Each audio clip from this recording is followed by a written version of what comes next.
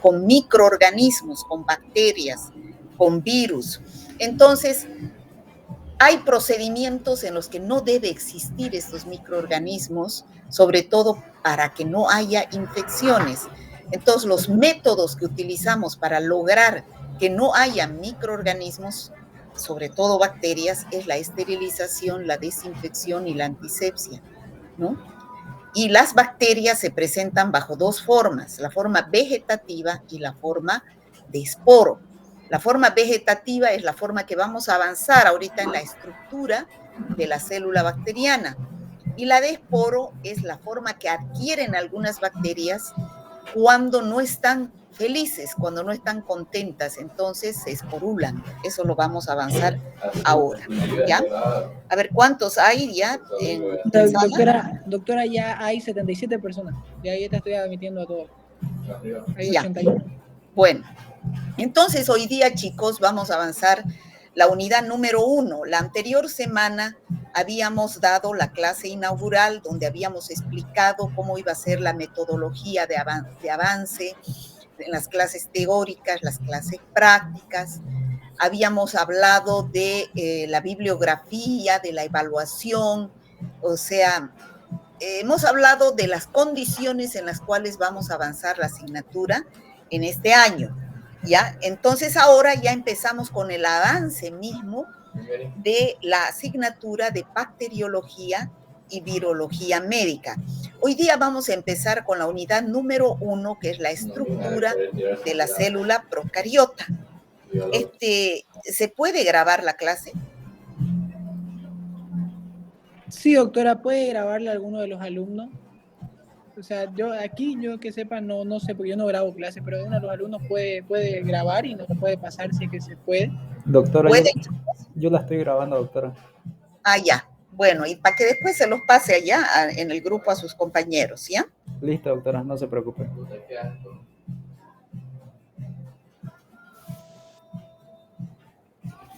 Bueno, entonces,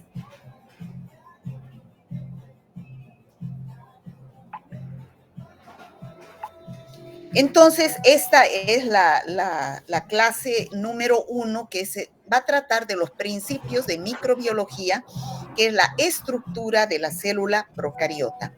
¿Cuáles son los objetivos de la clase? En primer lugar, que se diferencie una célula procariota de una eucariota. O sea, al salir de esta clase, ustedes deben haber adquirido las siguientes competencias. Deben saber diferenciar lo que es una célula procariota de una célula eucariota. Procariotas son las bacterias y eucariotas son células más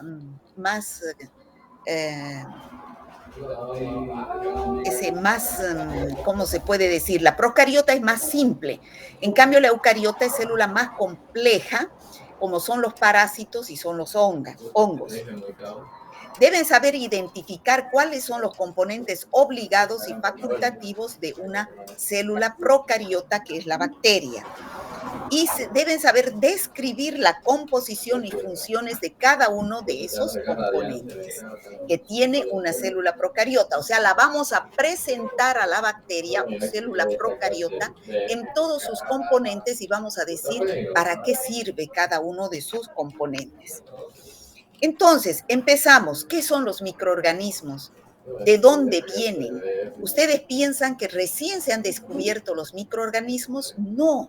Los microorganismos, como ser bacterias, virus, parásitos, hongos, siempre han existido desde el inicio de la vida misma, solo que no se los conocían. ¿Y qué es lo que nos hace suponer que siempre han existido? Porque se ha encontrado ADN de micobacterias en los indígenas americanas, ¿no? Se ha encontrado en los restos fósiles de la edad de piedra lesiones vertebrales degenerativas compatibles con una tuberculosis ósea que es producida por una micobacteria.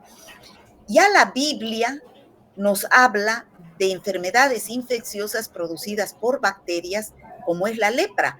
Entonces, todo esto nos hace suponer que las bacterias siempre han existido, los virus siempre han existido, La gente se enfermaba, la gente se moría y no sabíamos por qué, porque no los conocíamos. Entonces, recién fue que en el año 1847 Anton van Leeuwenhoek descubre el microscopio óptico y a través del microscopio óptico, que se llamaba lupa, podemos ver las bacterias, ¿no? Podemos ver las bacterias y entonces recién empieza a nacer la microbiología con los padres de la microbiología ya en el siglo XIX, como Louis Pasteur, que ustedes han debido conocer, o Roberto Koch, la microbiología, y estudian a los microorganismos en todo su nivel, ¿no? Empiezan a descubrir a grandes microorganismos como grandes enfermedades por los cuales la gente enfermaba y se moría, ¿no? Aquí tenemos que se empieza a estudiar la evolución de las bacterias hasta lo que hoy en día conocemos, que la microbiología es una gran ciencia de la biología que estudia a los microorganismos pequeños, que son bacterias, virus, parásitos y hongos. En esta asignatura nosotros vamos a describir a las bacterias en la primera parte del año y a los virus en la segunda parte del año. Las bacterias las vamos a llamar células procariotas y a los virus vamos a llamar, a los hongos y a los parásitos vamos a llamar células eucariotas, ¿ya? Entonces, ¿qué vamos a estudiar de los microorganismos, especialmente de las bacterias en esta clase? Su forma y estructura, cómo se reproducen, cómo es su Disculpa, doctora. ¿Sí? No está cambiando de diapositiva. No se sea, mueve. ¿no he cambiado nada? No se mueve. Sigue en unidad 1. No, doctora, nada. Sí, en el ¿Por qué título. no me dicen pues que ya ha avanzado un montón? Y no sé yo cómo podrá avanzar esto. A ver, así se ve, doctora. Ahora sí, doctora. Ahora ya sí. se mueve. Pero es que he dejado de poner en presentación. Doctora, puede poner presentación y ahorita le va a salir grande, a ver. El otro, ahí está. A ver. ¿Ahora? No sale, doctora, en presentación. No uso pues yo Google Meet, yo uso el Zoom, pero ya. Pero ya se ve, doctora, ya se ve. Pero se ve porque no estoy en presentación, pues, porque estoy así solo en PowerPoint, sin presentar. Pero las letras son grandes, son legibles, doctora. Bueno, lo seguiremos así para no seguir perdiendo el tiempo. Bueno, como les decía, los microorganismos, ¿de dónde vienen? Ya se vio que en la historia de la humanidad habían enfermedades, habían gente que se moría y no sabían por qué, hasta que se descubre el microscopio óptico. Y con el microscopio óptico se da lugar al estudio y al nacimiento de la microbiología, ¿no? Donde grandes investigadores como Roberto Koch, Christian Gram, Louis Pasteur empiezan a estudiar a los microorganismos y nace la microbiología, que es el estudio de las bacterias, virus, parásitos y hongos, donde las células procariotas son las bacterias y las células eucariotas son más complejas, son los parásitos y los hongos. Entonces, aquí tenemos que en esta clase y en las dos posteriores a esta clase vamos a estudiar la forma, son generalidades de las bacterias, donde vamos a estudiar su forma y estructura, cómo se reproducen, la fisiología y su metabolismo, su identificación, cómo se distribuyen en la naturaleza, cómo se relacionan con otros seres vivos, qué efectos benéficos. Hemos dicho en la anterior clase que las bacterias no solamente son perjudiciales, es decir, que producen enfermedades. También tenemos bacterias en nuestro organismo que son beneficiosas y son parte de nuestra microbiota, ¿no? ¿Qué alteraciones físicas y químicas ejercen en el medio para que se produzcan estas bacterias, ¿ya? Entonces, eso vamos a hablar durante 4 clases, que es las generalidades de la bacteriología. Aquí en esta foto estamos viendo la diferencia entre una célula procariota y esta de la derecha es una célula eucariota. A simple vista podemos ver que son del mismo tamaño, pero yo lo he hecho así al mismo tamaño porque en la realidad la célula eucariota es 1000 veces más grande que una célula procariota. Los parásitos, los hongos son mucho más grandes que una bacteria. Yo lo he hecho así, del mismo tamaño, para que ustedes logren ver cómo es la estructura de una bacteria. Fíjense, una bacteria tiene pared celular, membrana citoplasmática, el citoplasma y el núcleo como elementos fundamentales que vamos a estudiar hoy. Y tiene también algunos elementos variables que algunas bacterias tienen, como los flagelos, tienen las fimbrias, tienen cápsula, tienen glicocálix, pero no tienen lo que tiene una célula eucariota. Una célula eucariota tiene mitocondrias, que son las organelas citoplasmáticas, tiene lisosomas, tiene aparato de Golgi, tiene retículo endoplásmico. Todas esas organelas citoplasmáticas no tiene una bacteria, una célula procariota.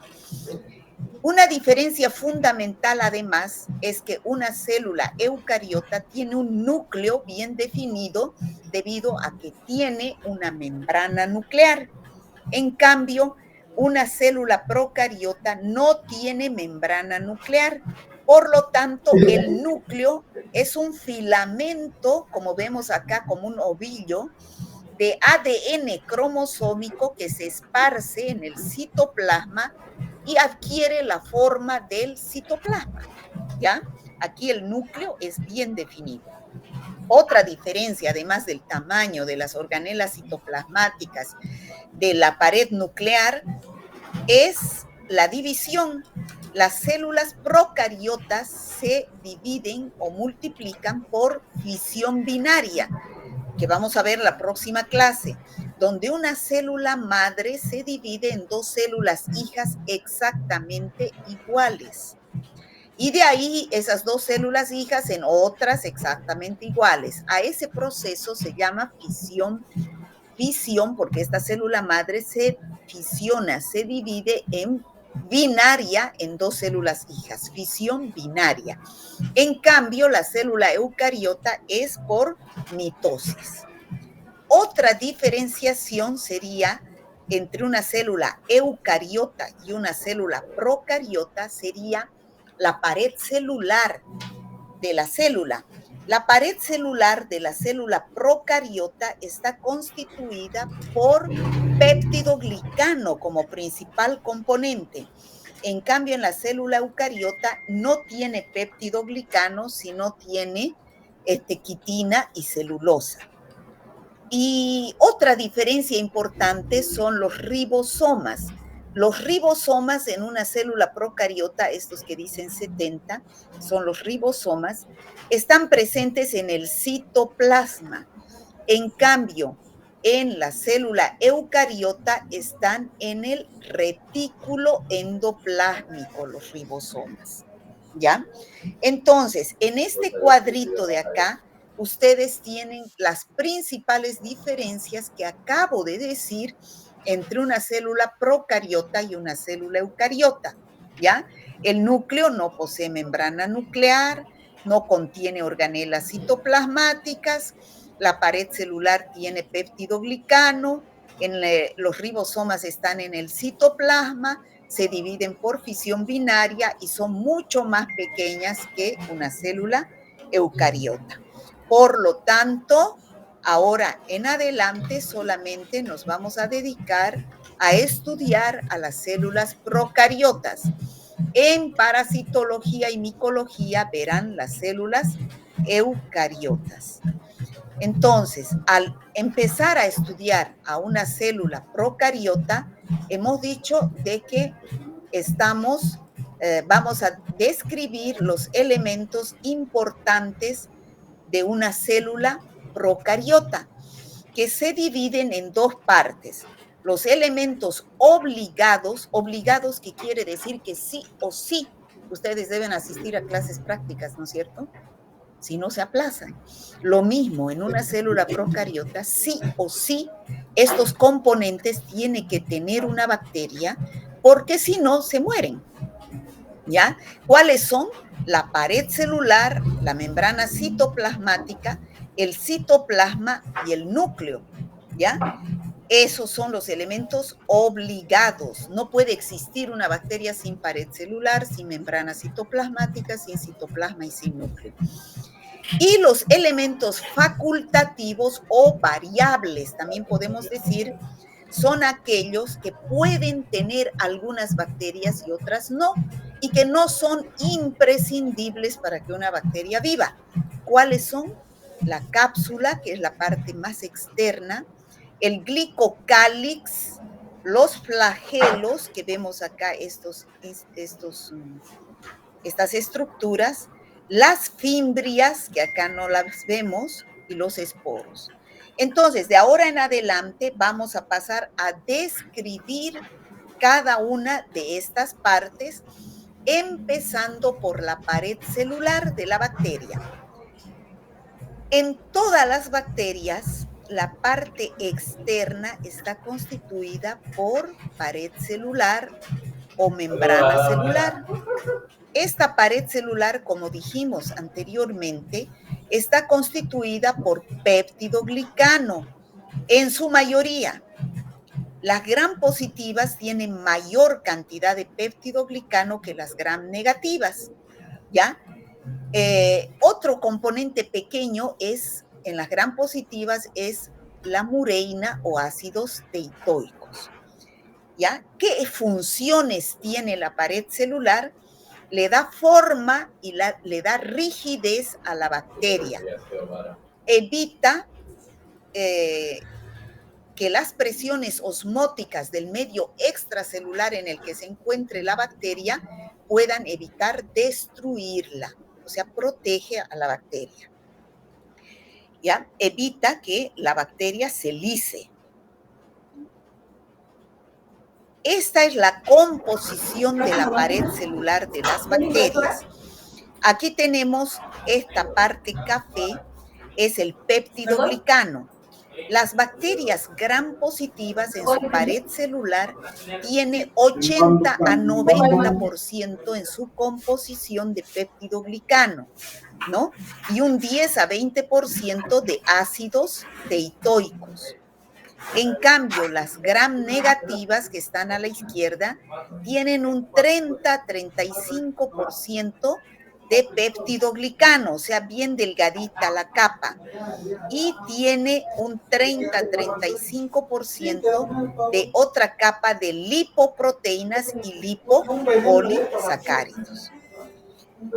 Entonces, haciéndolo más esquemático, cómo es la composición de la célula procariota, vemos que las gram positivas tienen 80-90% de péptidoglicano y las gram negativas tienen 30-35% y tienen lipoproteínas y lipopolisacáridos en igual proporción.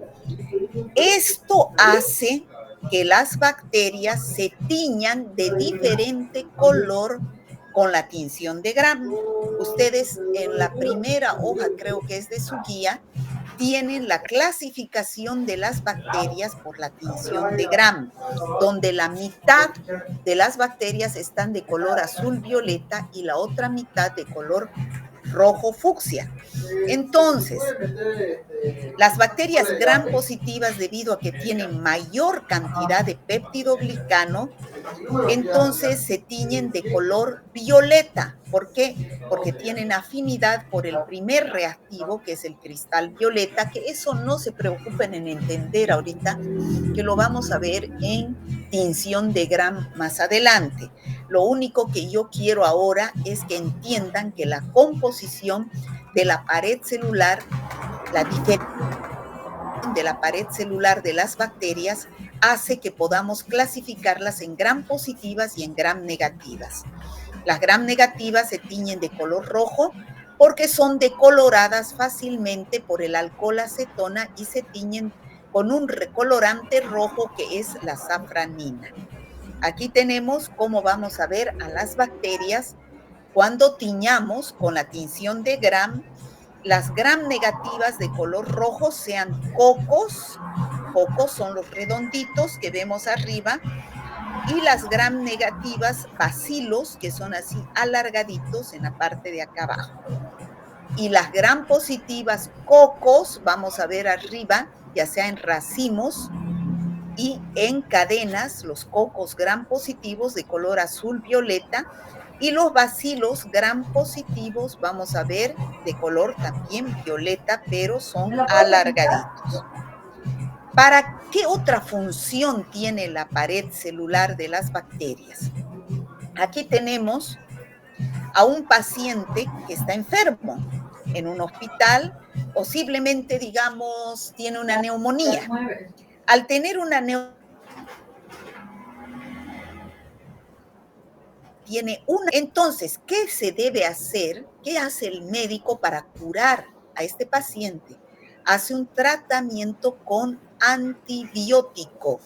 El antibiótico es un medicamento que va a ir a destruir a la bacteria que está produciendo la infección, ¿ya? Entonces, ¿cómo la destruye a la bacteria? Actuando por diferentes partes que son imprescindibles para una bacteria, como hay antibióticos que actúan sobre la pared celular, como ser los beta-lactámicos.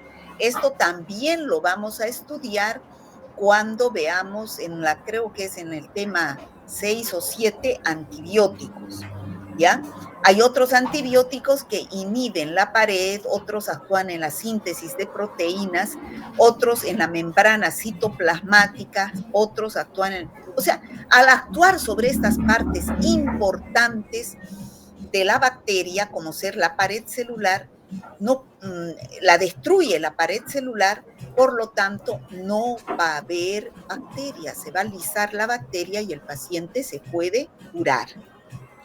Ese es el primer componente obligado de la bacteria. Ahora vamos a ver el segundo componente obligado de la bacteria, que es la membrana citoplasmática.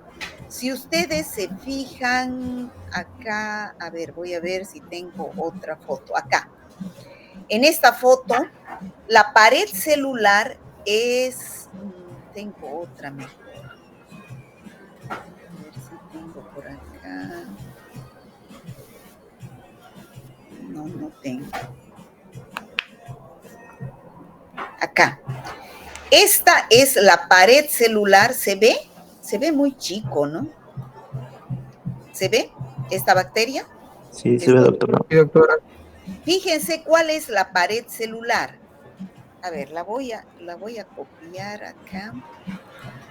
La voy a colocar.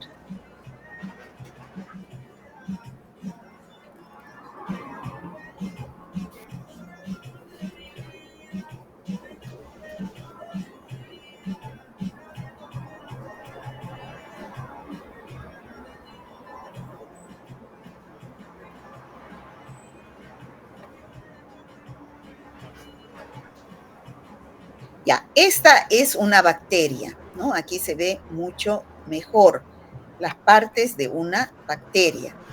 Entonces, ustedes fíjense,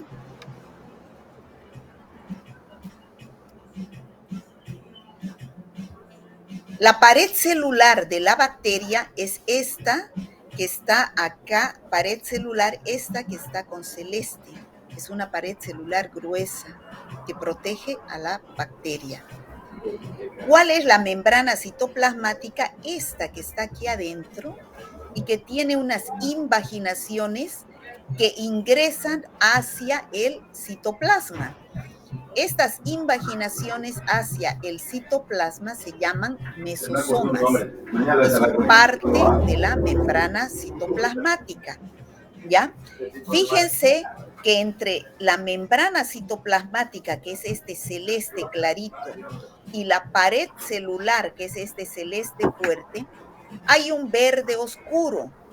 Este verde oscuro es un espacio virtual entre la pared celular y la membrana citoplasmática que se llama espacio periplásmico.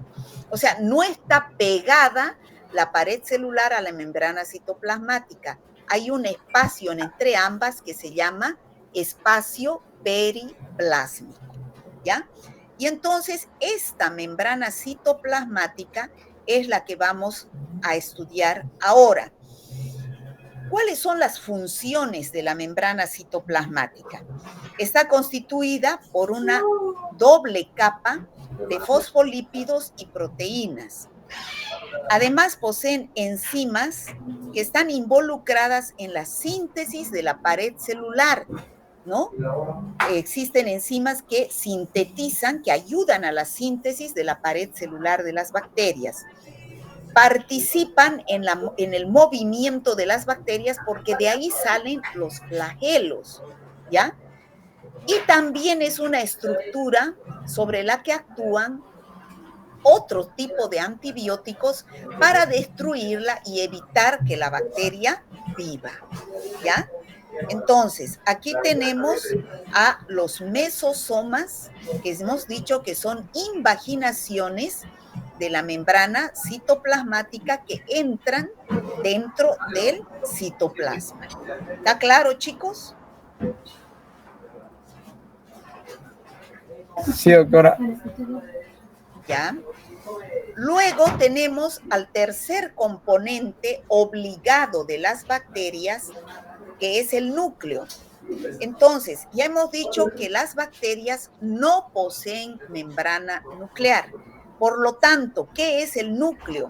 El núcleo es un filamento, como vemos acá, de ADN cromosómico, que está constituido por bases púricas, que son la adenina, guanina, citosina, timina, las pirimidínicas, que esa es la composición. Esta es una membrana de ADN cromosómico que está bien ovillado dentro del citoplasma, que es el núcleo.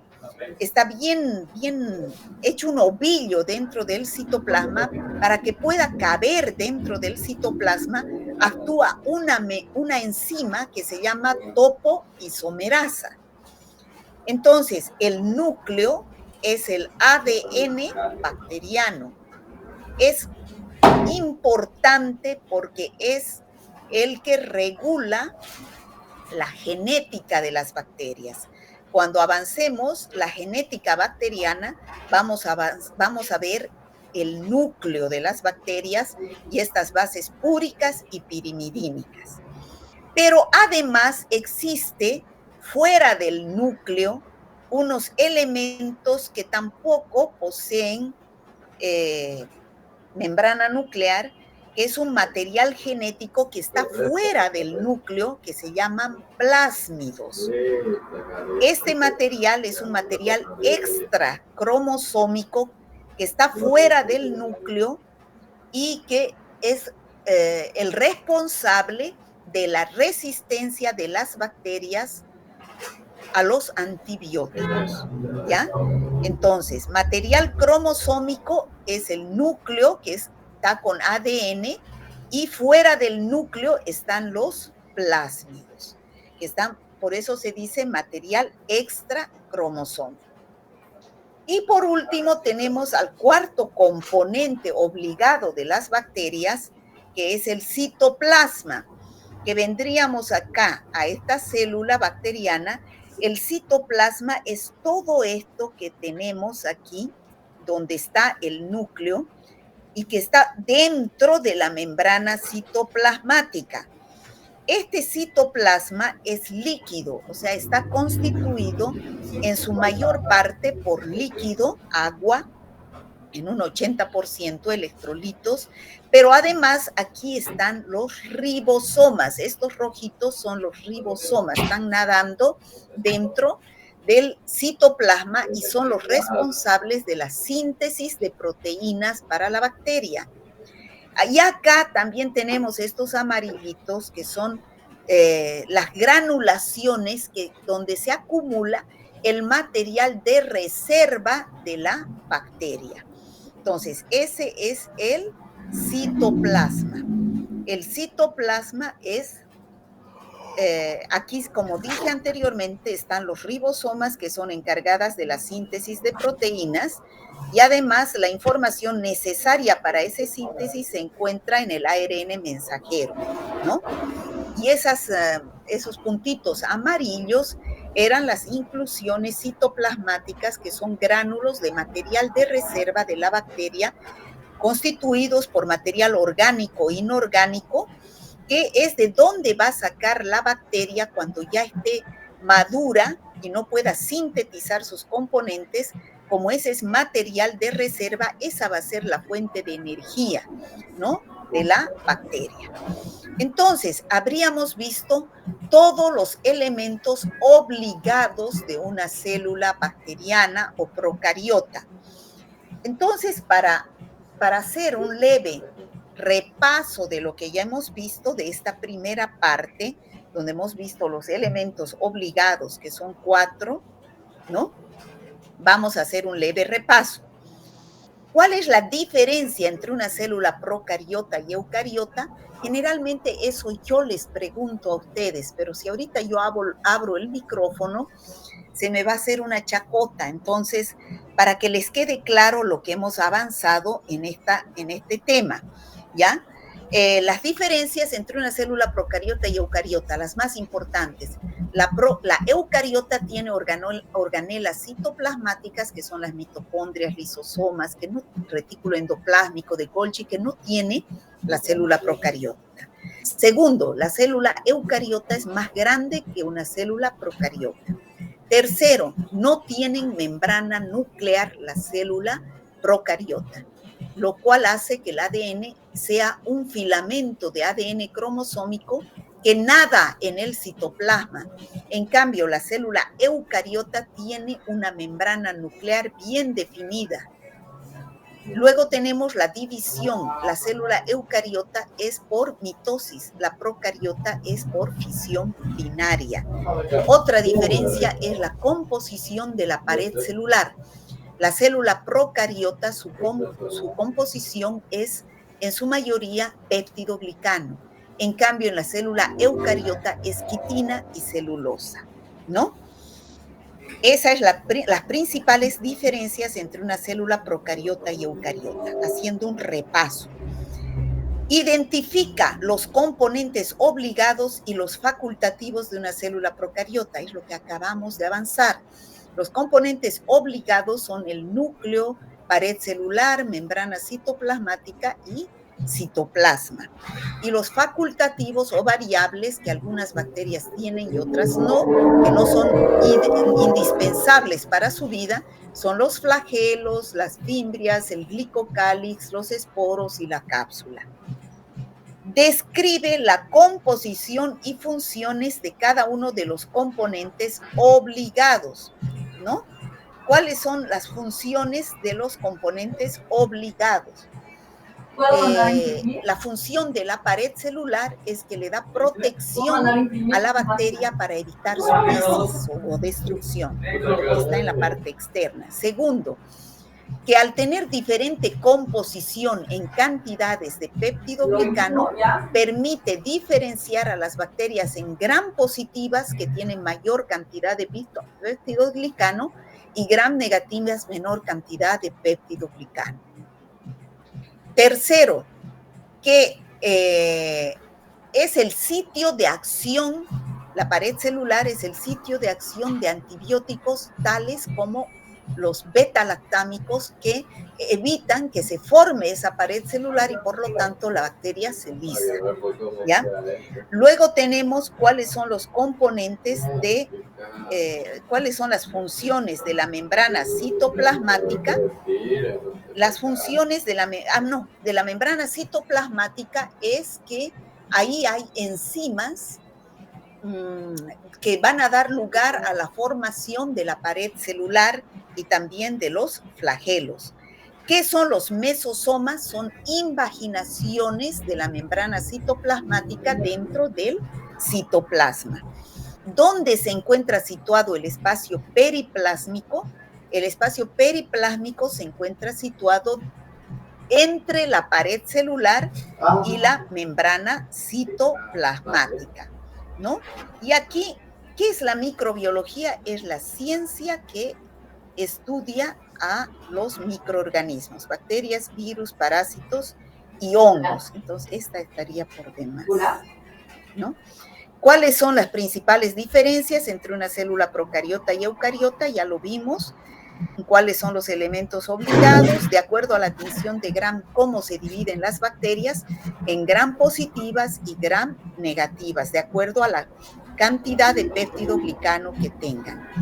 La composición de la pared celular de las gram positivas es 80-90% de péptidoglicano y 20% de ácidos teitoicos. Y en las gram negativas son 30-35% de péptidoglicano y en igual proporción de lipoproteínas y lipopolisacáridos. ¿Han entendido, chicos, hasta ahí esta primera parte donde hemos descrito las partes obligadas de una bacteria que siempre deben tener para que no se destruya y las funciones que deben tener? Sí, doctora. Sí, doctora. Entonces, ahora vamos a pasar a describir a los elementos facultativos de una célula bacteriana. Es decir, variables. Hay algunas bacterias que tienen cápsula, otras que tienen lipocáliz, otras que tienen flagelos, otras fimbrias, otros esporulan, pero no es necesario que lo tengan. Pueden vivir sin tenerlo, ¿ya? Entonces, los flagelos, ¿qué son? Los flagelos son estas estructuras que vemos acá. Estas estructuras son como apéndices filiformes compuestos de proteína que le dan movimiento. Su principal función es el movimiento. Las bacterias que tienen flagelos pueden moverse y las bacterias que no tienen flagelos no se mueven, ¿ya? Miden entre 12 a 30 nanómetros de diámetro. ¿Cómo se clasifican esos flagelos? De acuerdo al número y a la posición que tengan dentro de la bacteria. Hay bacterias que tienen un solo flagelo, como vemos acá en la figura, se llaman monotricas. Anfitricas, los que tienen flagelos en ambos extremos. Lofotricas en un solo extremo y peritricas son aquellas que tienen flagelos en todo alrededor de la bacteria. Entonces, bien importante, función de los flagelos es dar movimiento a la bacteria. Segundo elemento variable, la cápsula. Si ustedes vemos, la cápsula se encuentra por fuera de la pared celular de las bacterias. La cápsula es este elemento claro que vemos que está rodeando a la bacteria. Es como una coraza que protege a la bacteria. Está compuesta por polisacáridos y polipéptidos. Las bacterias que tienen cápsula están más protegidas, es como una coraza, están más protegidas de los antibióticos, están más protegidas de los macrófagos que quieren fagocitar a las bacterias. Por lo tanto, cuando ustedes escuchen hablar bacteria que tiene cápsula, quiere decir que es una bacteria más mala, más virulenta, que más trabajo va a dar para eliminar a esa bacteria. Esa es la cápsula. Las fimbrias son estos pelitos llamados también pilis que ustedes ven acá, estos más pequeñitos, son rígidos, duros, compuestos de proteínas, ¿no? Que le dan la función de adherencia a la bacteria. Y no solamente tienen función de adherencia, sino también tienen una función sexual. ¿Qué quiere decir?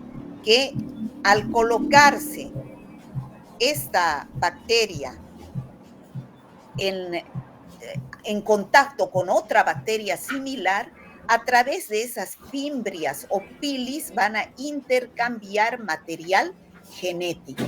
Entonces son dos funciones, adherencia y función sexual. Glicocálix. El glicocálix son estructuras, como vemos acá, que son como unos tallos, unas ramas que salen de la pared celular de las bacterias.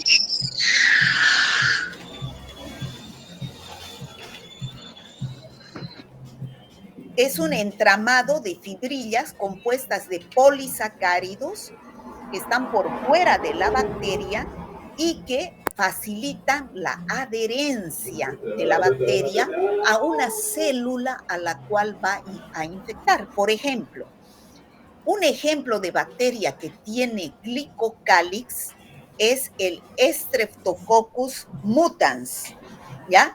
El Streptococcus mutans es una bacteria que al tener glicocálix se adhiere fuertemente al esmalte de los dientes de los pacientes y va a producir la caries dental.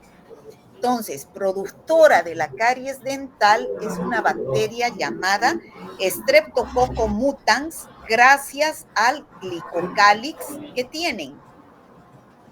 Y por último tenemos el elemento facultativo llamado esporo. No todas las bacterias tienen esporos, ¿ya? Ustedes han escuchado hablar ahora en la parte práctica de los esporos y la forma vegetativa de las bacterias.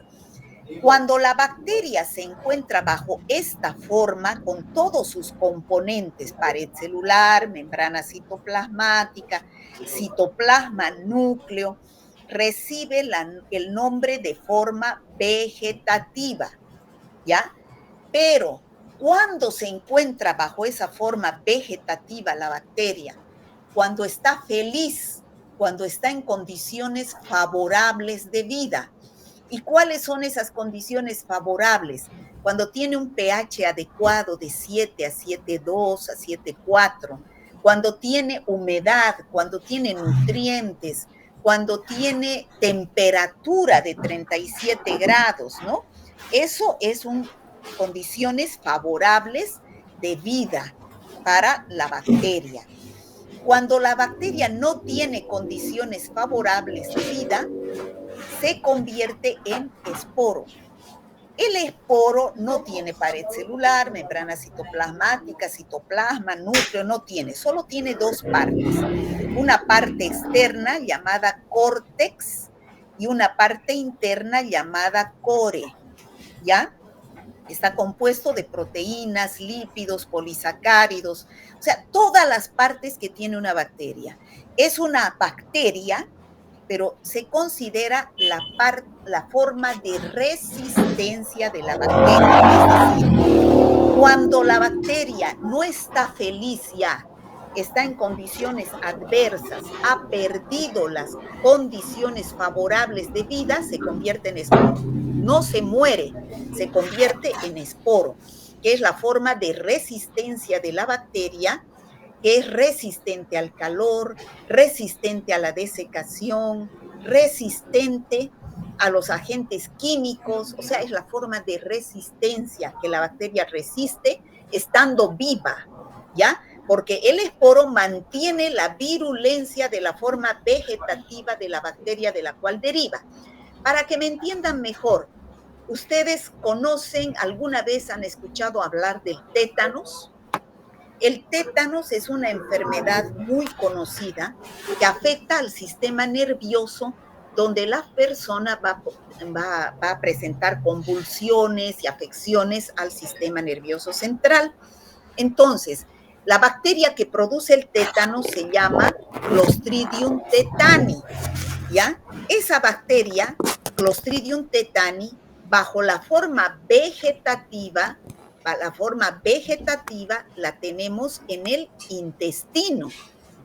Todos, animales, hombres, mujeres, tenemos Clostridium tetani en forma vegetativa como microbiota intestinal, ¿ya? No nos causa daño en el intestino, es nuestra microbiota. Está en condiciones favorables de vida en el intestino. ¿Por qué? Porque tiene pH, temperatura, humedad, tiene todas las condiciones favorables para vivir. Pero cuando esta persona defeca al aire libre, entonces, o los animales defecan, en esa materia fecal se va a eliminar esta forma vegetativa del Clostridium tetani. Pero ya en la tierra, en el medio ambiente, las condiciones ambientales son adversas, es decir, no hay un pH adecuado, no hay temperatura, no hay nutrientes, y entonces esa bacteria se convierte en esporo. Que no se muere la bacteria, sino se esporula.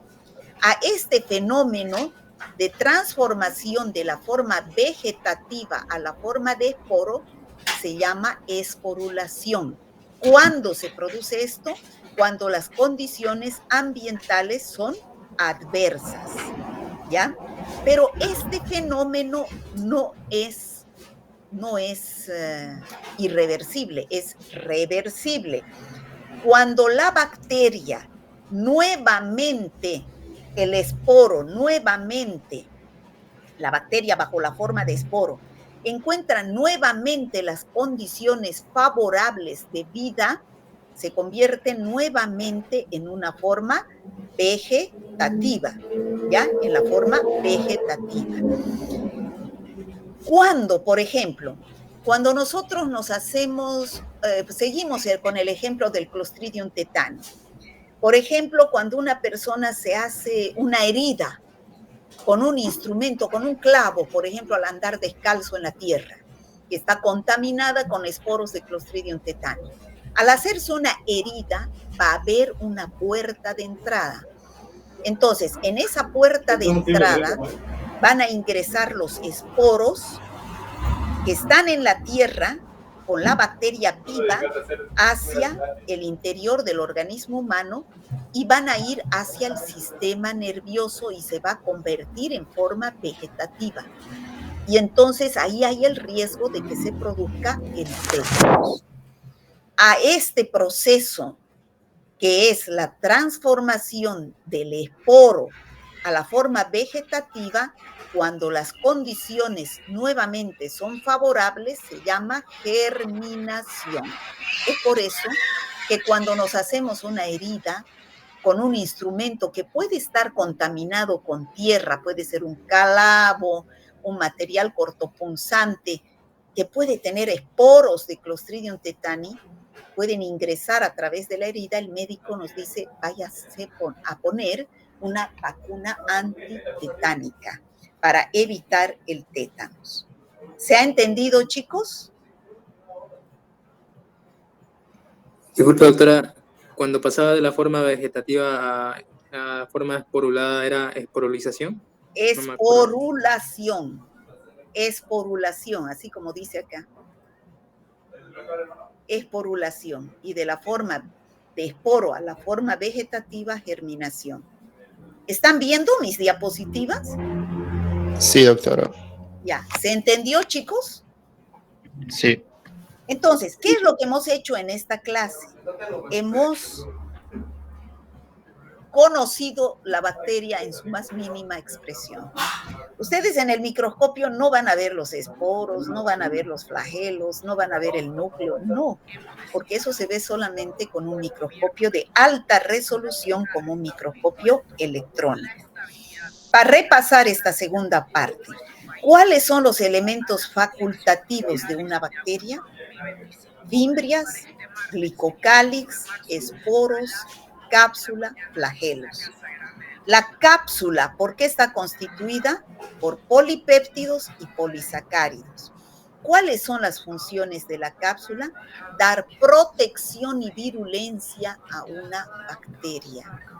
Protegerla de los antibióticos de los macrófagos. Es un elemento de identificación morfológica de las bacterias. ¿Qué es el glicocálix? Son estructuras que salen por fuera de la bacteria compuestas de azúcares o carbohidratos como que que tienen por función dar adherencia a la bacteria. Un ejemplo de una bacteria que tiene glicocálix es el Streptococcus mutans, que produce la caries dental. Los flagelos. ¿Cuál es la principal función de los flagelos? Movimiento. Movimiento, ¿ya? Movimiento. Las bacterias con ese movimiento que es debido a los flagelos. ¿Cuál es la principal función de las fimbrias? Las fimbrias es adherencia y también tienen función sexual, a través de la cual hay intercambio de material genético. Un ejemplo de bacterias que tienen fimbrias es la bacteria que produce la gonorrea, la Neisseria gonorrea. ¿Cuáles son las partes del esporo? Core y córtex. Esas son las partes del esporo.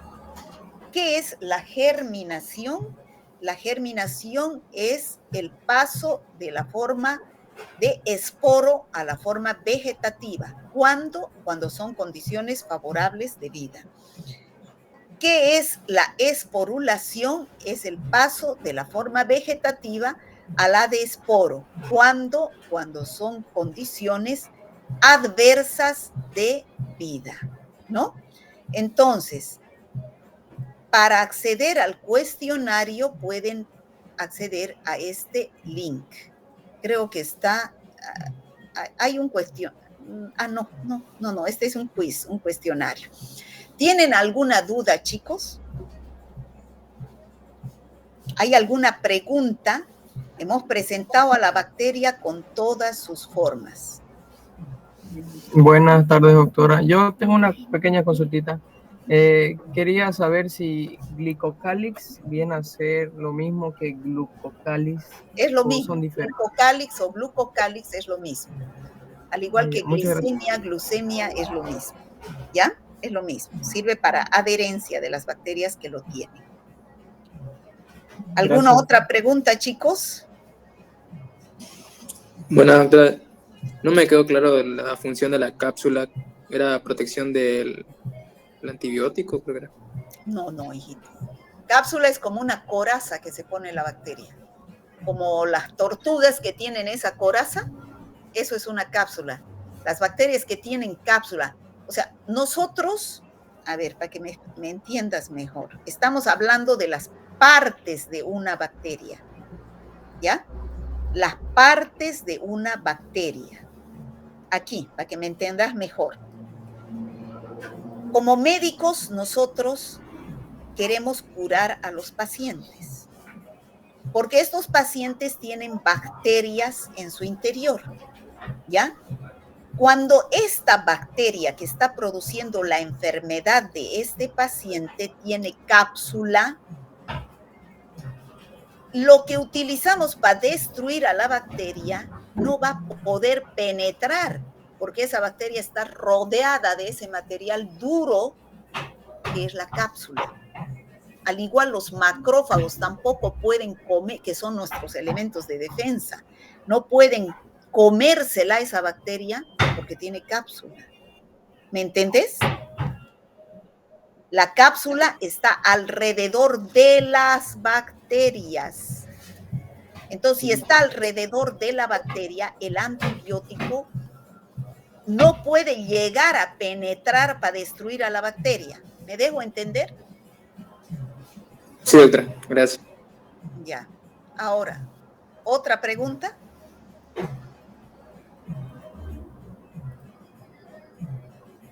¿Está claro, chicos?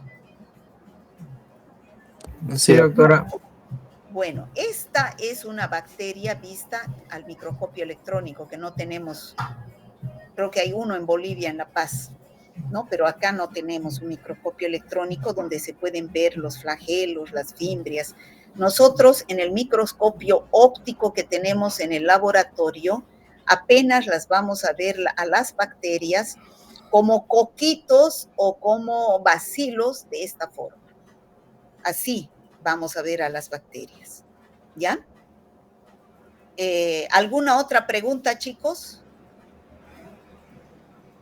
Entonces, si no hay más preguntas, la próxima semana en clase de teoría, bueno, los del grupo C1 han hablado de esterilización y desinfección a la carrera, ¿no? Seguramente que al principio mucho se tardó el auxiliar en explicarles, pero repasando con esto de la forma vegetativa y la forma de esporo, lo van a entender mejor lo que es la desinfección y la esterilización.